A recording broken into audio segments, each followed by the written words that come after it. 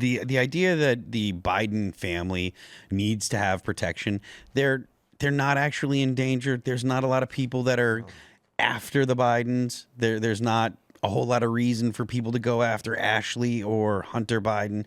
The right is not intent on attacking the family of former presidents. If this were someone on the right, yeah, the left has been extremely violent lately.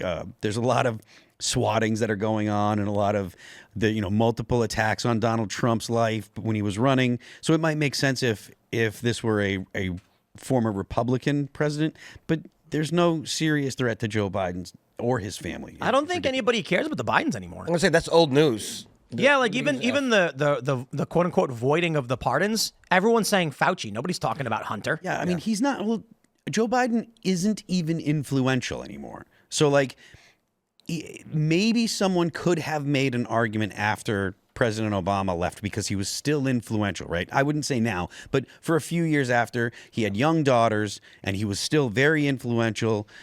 Joe Biden, everyone knows that he's kind of not there.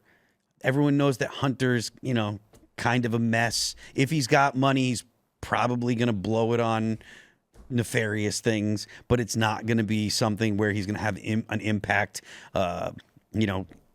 nationally or internationally. They're just kind of a non-issue. So I don't see why it's anything other than, Trump bad. I just think I think it's related to the pardons.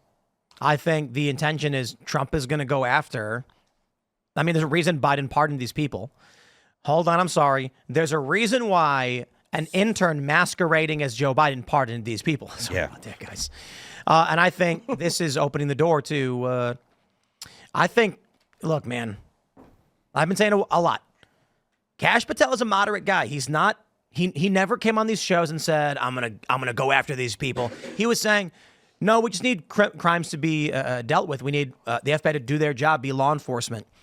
He even when it came to the issue of Julian Assange, he was not just going to come out and pander to us. He outright said, I'm not so sure we could pardon him for this, that, or reason. And even Luke was like, I don't know about that guy. And I'm like, no, I respect it. I respect that Kash is willing to say, here's what I actually think about it. Yep. I'm not going to just lie to you because you want to hear something, and then that's not going to happen. Dan Bongino, on the other hand, is the other hand.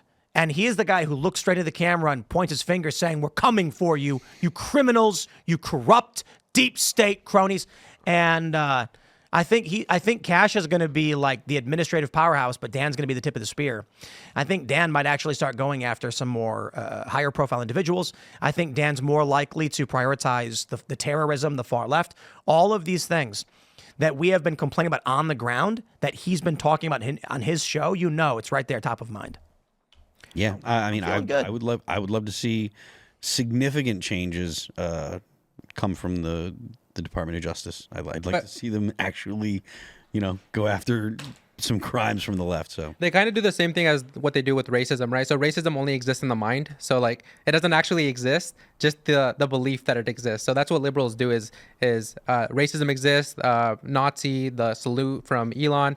So they do the same thing with this. Is it's a bunch of fear mongering because they don't have any arguments, nor do they have a basis for truth. So if you look at liberals, they don't have an actual objective reason why they should uphold the truth. Right. So they're just pragmatists. So whatever works. Well, they don't have an objective reason for any principle they claim or ideology they claim. Despite, I agree with you, they don't have any.